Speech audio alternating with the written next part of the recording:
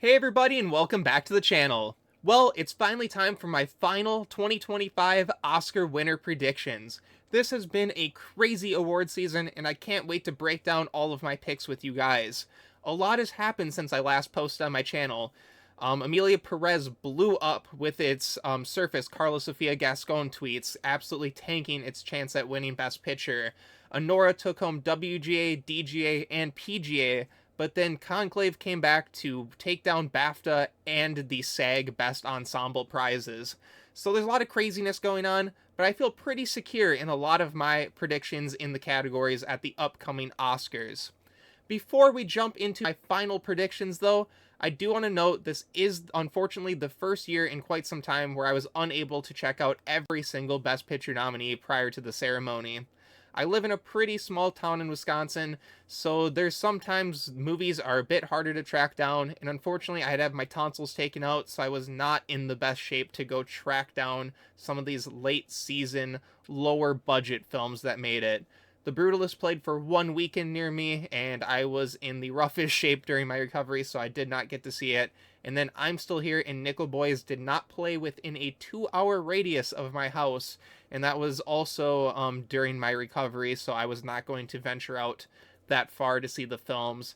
So when I'm giving my personal picks that who I would vote for, you're not going to see those three films pop up, unfortunately, but I can still discuss a lot of films that have been nominated at this year's Academy Awards.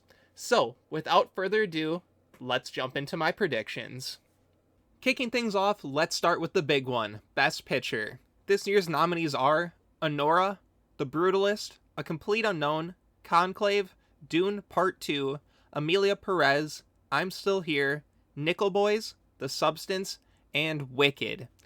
So this has been a wild award season, like I said in the intro to this video. There's been multiple points throughout this season where I've had probably 5 of these films in my number 1 slot, and it kind of seems weird that as I come around to a week before the Oscars, I am putting the film that started out in my number 1 slot in the number 1 chance of winning Best Picture, and that is Anora. Anora has performed decently throughout this awards season. It's had its ups and downs. It took home nothing at Golden Globes. It won nothing except Best Picture at the Critics' Choice. But then it came back very strong, winning WGA, DGA, and PGA, and that triple combo is what really is pushing it over the edge for me to want to select it for the Academy, giving it the Best Picture prize. I'm aware it won nothing at SAG, and it only won Best Actress at the BAFTAs, but I'm not putting a ton of weight in that because none of those wins really surprised me at those 2 award bodies. So when I'm looking here, I think Anora is in the number 1 slot, but I think Conclave is very, very closely behind it in number 2. And that's because it won the BAFTA and it won Best SAG Ensemble, and it just feels like one of those movies that is probably high up on everyone's preferential ballots. I don't see many people ranking Conclave lower than 5, but I just feel like the support and love for Anora is a bit stronger than Conclave. If anyone else could really come out of left field and completely upset in this category, I would probably put The Brutalist at number 3 and A Complete Unknown at number 4, but those are far, far long shots at this point in time in my eyes. As for my personal pick, my favorite film of the year is nominated here, and that is Anora. Up next with directing, the nominees are Sean Baker for Anora, Brady Corbet, The Brutalist, James Mangold, A Complete Unknown, Jacques Audiard, Amelia Perez, and Coralie Farjat, The Substance. This is another category that is extremely close right now. It is coming down to Sean Baker versus Brady Corbet. We have seen Brady Corbet take home more televised awards. He won the BAFTA award, he won the Golden Globe award, and Sean Baker has really only taken home DGA. So this is an extremely tight race, but the DGA award is usually the best precursor for predicting who's going to win director at the Academy Awards. So just off of that alone, I am going to go with Sean Baker for Anora. And this also has to kind of do with the winning package I am putting together with Anora. There's not too many categories where I think it can prevail and take home a win. So if it is going to win Best Picture, it needs to win in one or two other really strong categories in my eyes. And I just feel like this is one category where it can take down its competition and win the gold trophy. Brady Corbet, though, is not dead. He can easily win this award. There's definitely a world where, Anora can win Best Picture without directing. And I kind of also feel like in the world where Conclave wins Best Picture, I think Brady Corbet would need to win director. I just feel like if Sean Baker wins for Anora, Best Picture is coming along with it. So this is definitely one of the more interesting categories to break down, and one I'm going to be keeping my eyes peeled for on Oscar night. But as for my personal choice, it's going to be neither one of those. I'm going with Coralie Farja for The Substance. I absolutely love when horror movies get nominated at the Oscars, and especially in a category as cool as directing. I absolutely adored the vision Coralie had for this movie, and just how in depth she must have went to storyboard and piece together what she wanted to do, create the close-up nasty shots she needed, get all those nasty bloody effects and all of that just straightened out and put into place. Absolutely outstanding work. I love The Substance, and it is easily my favorite directing feat of the year. Shifting over to the acting categories, we have one of the easiest categories to predict of the night, supporting actor. The nominees are Yura Borisov, Anora, Kieran Culkin, A Real Pain, Edward Norton, A Complete Unknown, Guy Pearce, The Brutalist, and Jeremy Strong, The Apprentice. If you've been following this award season at all, you're probably well aware that Kieran Culkin has taken home every single precursor and was a massive sweeper with the critic prizes as well. So Kieran Culkin is walking into the Dolby Theater next Sunday knowing he's taking home a gold trophy. As for my personal choice, I am also going with Kieran Culkin. I absolutely love his and Jesse Eisenberg's back and forth in A Real Pain. That screenplay seemed like it was written for him. It is just an outstanding performance, and I love all the emotion that he poured into it. I will say Yura Borisov is a very close number 2 for me. After watching Anora and seeing how hard his character hits in the final moments, it really made me appreciate his performance a little bit more, but it just wasn't as good as Kieran Culkin in my eyes. Moving over to another category that's pretty easy to predict, supporting actress.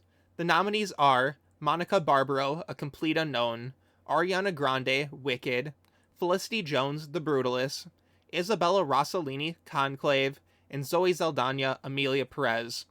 Just like Kieran Culkin, Zoe Saldana has taken home every single televised award and has been a pretty large critic sweeper as well, so she is also walking into the Dolby Theater next Sunday night waiting for her gold trophy.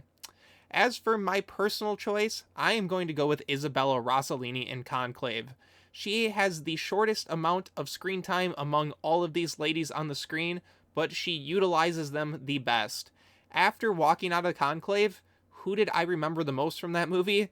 It is Isabella Rossellini, and that's with actors like Ralph Fiennes and Stanley Tucci and John Lithgow having probably 40 to 70 minutes of on-screen time.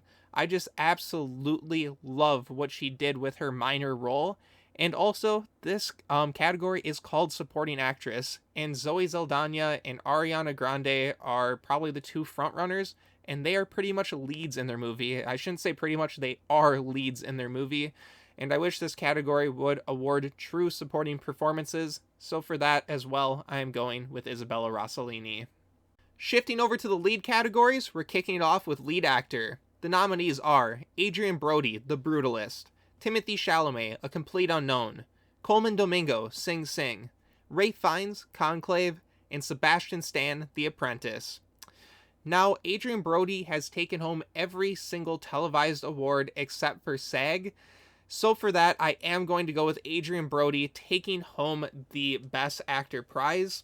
A little bit that plays into that as well as the SAG Awards took place on February 23rd after Oscar voting already closed, and that's when Timothée Chalamet won his award. So pretty much if anyone was basing their vote off of other things they saw happen, which is unfortunately sometimes things that happen with these award bodies. They would see that Adrien Brody had won everything up to that point, and I heard his performance is extremely well. As I mentioned in the intro, The Brutalist is one of those films I haven't been able to check out, but I do think he is going to take home the Oscar. As for my personal choice, I am going to go with Timothée Chalamet in A Complete Unknown.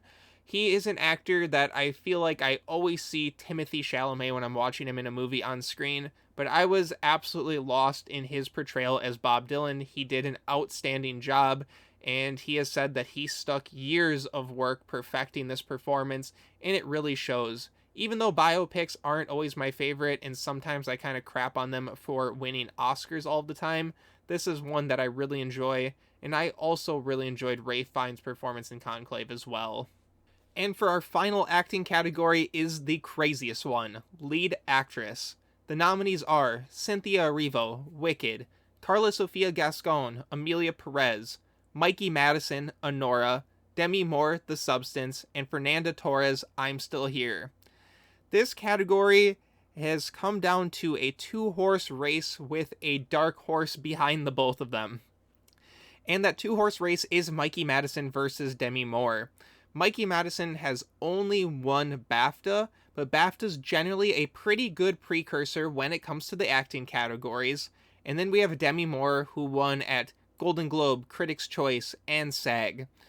And the dark horse that I have behind them is Fernanda Torres, who won the Golden Globe and then was nominated absolutely nowhere else until next Sunday night at the Oscars.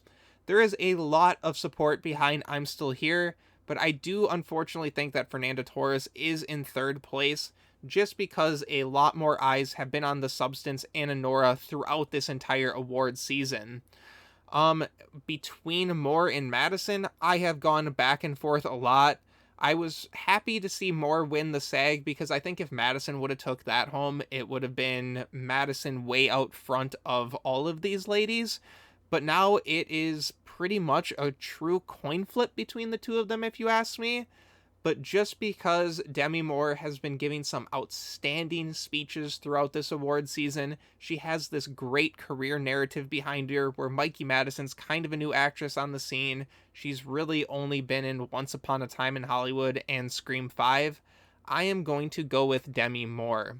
As for my personal choice, this is another one I went back and forth on a lot as I love Mikey Madison and Demi Moore's performance. But at the end of the day, I have decided to go with Demi Moore as well. Just as a lot of Oscar voters are probably factoring as well, the career narrative is crazy here. She's one of those actors that disappeared for many years. She comes back. Is she even going to, be in another film with a prominent role that can succeed? And she knocks it out of the park in a body horror movie. I just absolutely love it. So even though I'm going with Demi Moore for my personal favorite and the Oscar, please be on the lookout for Mikey Madison and Fernanda Torres. There could be some vote splitting going on and Fernanda Torres could take home the win, or the Academy could be the typical Academy and not support horror movies and want to give this award to Mikey Madison. This is one of the crazier categories and also one to look out for if you're trying to factor in who might win Best Picture. If Mikey Madison takes home this award, I really think Anora is starting to go leaps and bounds ahead of its competition, heading towards that final Best Picture prize. Shifting over to our final two above the line categories, up first is Adapted Screenplay. The nominees are A Complete Unknown, Conclave, Amelia Perez, Nickel Boys, and Sing Sing. This is another category that's just as easy to predict as the supporting acting categories. Conclave is winning this award. It is also my personal favorite screenplay of the bunch.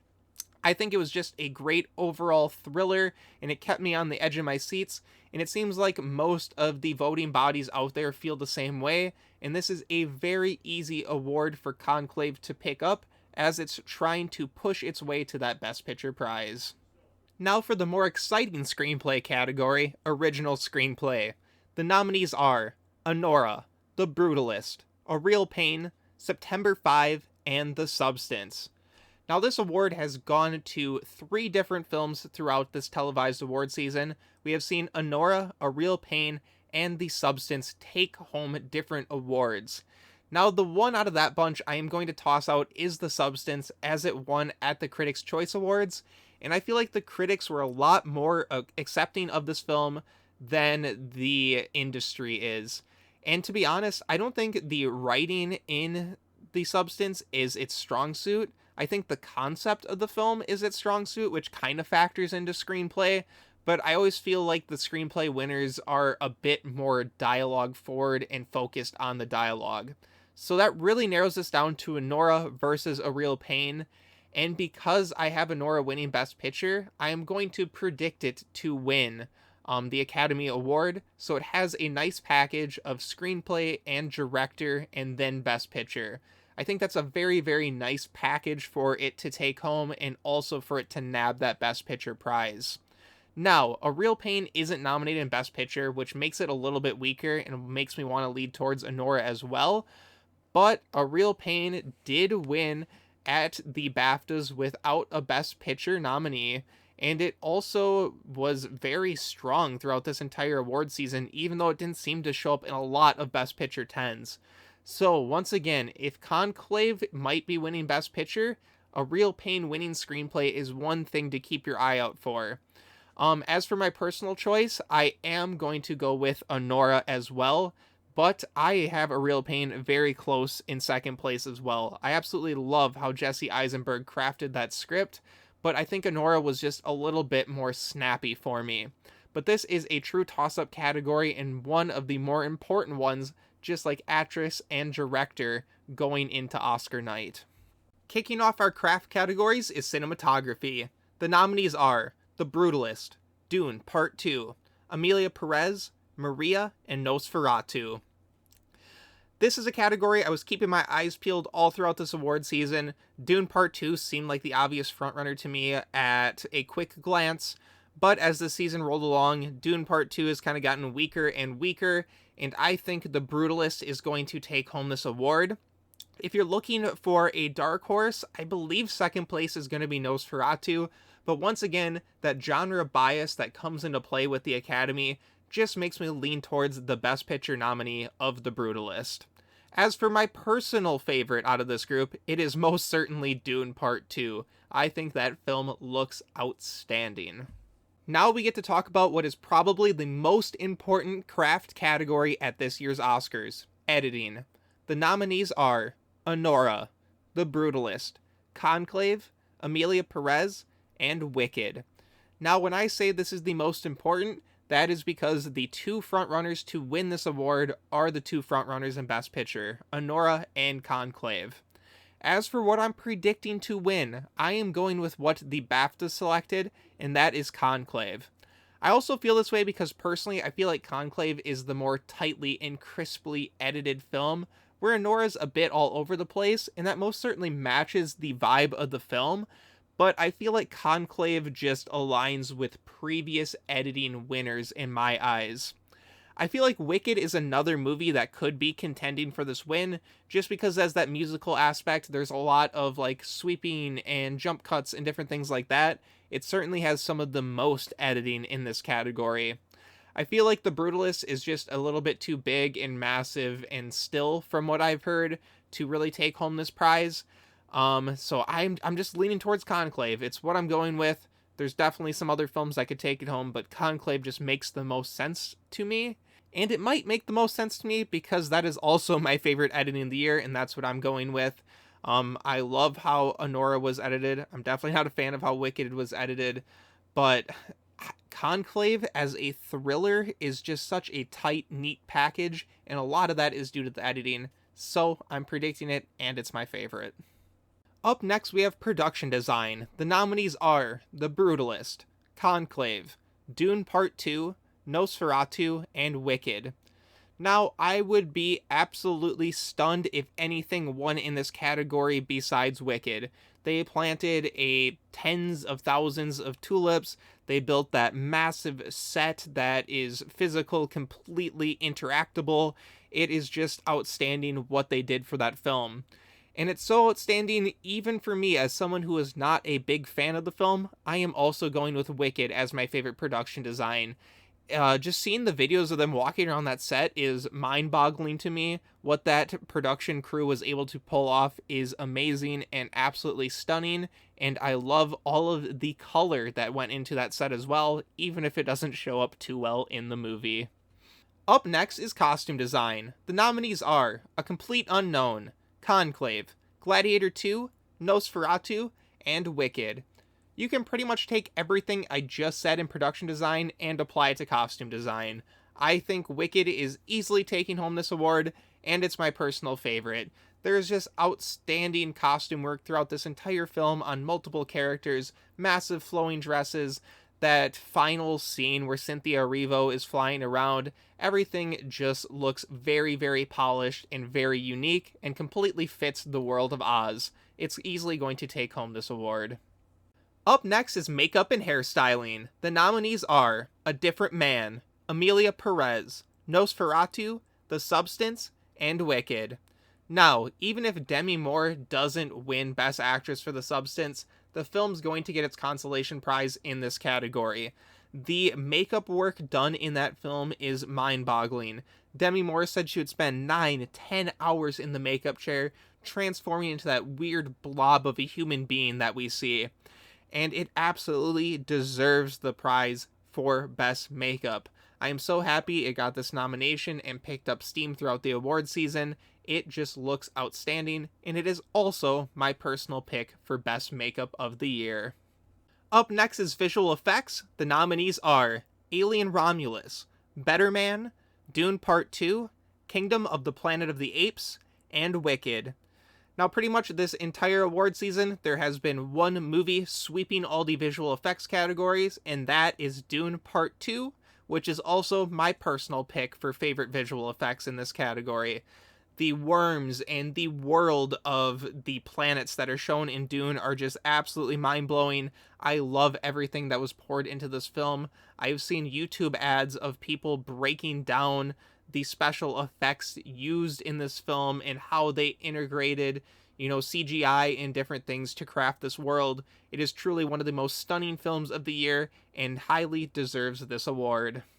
Moving into sound, the nominees are A Complete Unknown, Dune Part 2, Emilia Perez, Wicked, and The Wild Robot. Now, the heavy front runner in this category is Dune Part 2, but this is the category that gives me a little bit of pause with Dune. The film just hasn't been super strong throughout this award season, so I think if there's something that comes completely out of left field, unexpected to everyone, it could be in this category. And if something like that does happen, I could see Wicked taking home the sound Oscar.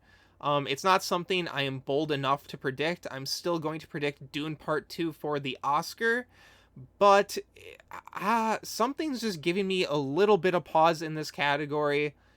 Just kind of my gut feeling, but not strong enough to go away from the chalk of Dune Part 2.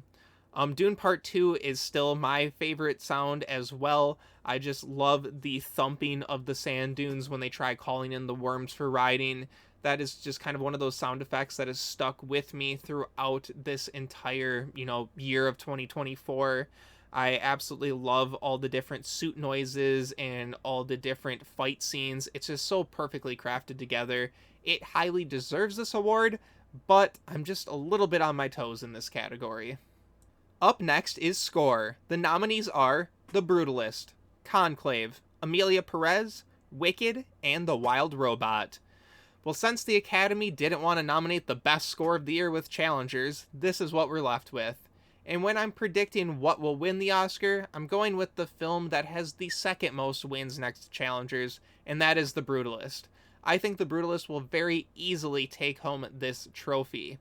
As for my personal choice, I'm going to go with The Wild Robot. I feel like that is such a good animated score, and it's something I could listen to outside of the film. It is just so much fun, high energy, easy to listen to. I absolutely love it. The Wild Robot, you have an excellent score. And for our final craft category, we have song. The nominees are El Mal from Emilia Perez, The Journey from 6888, Like a Bird from Sing Sing, Mi Camino from Emilia Perez, and Never Too Late from Elton John, Never Too Late. There is one song that has won at every single precursor, and that is El Mal from Emilia Perez. And since Emilia Perez is the only film I have seen in this category, I'm also going to go with El Mal, which has been my personal favorite of the two as well. Shifting over to the features, docs, and shorts categories, we're kicking it off with international feature. The nominees are I'm Still Here, The Girl with the Needle, Emilia Perez, The Seed of the Sacred Fig, and Flow. Now this film is coming down to two movies, and those are the two nominated in Best Picture, I'm Still Here and Emilia Perez.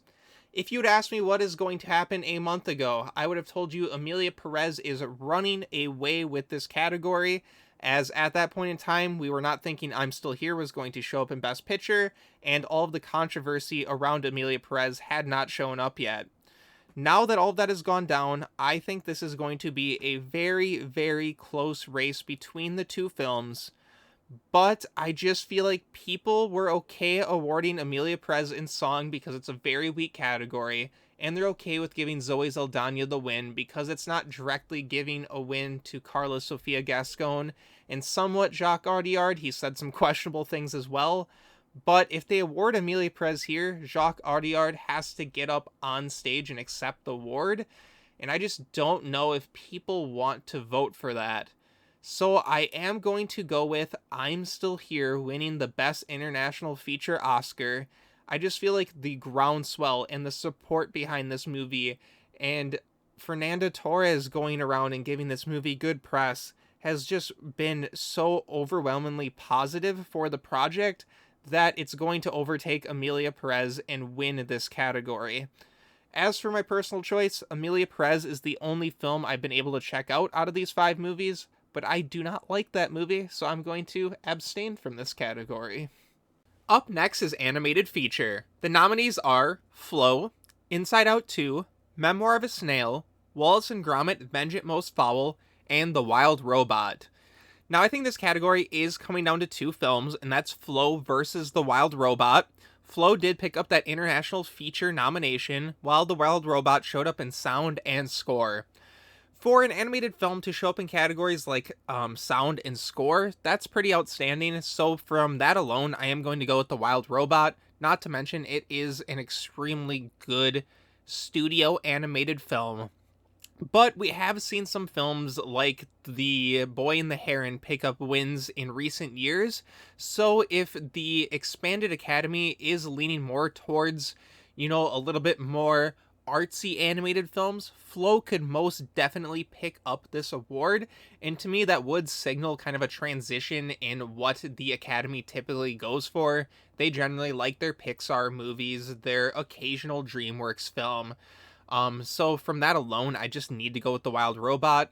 And from a personal stance, I'm going with The Wild Robot as well. I absolutely love that movie. It touched my heart.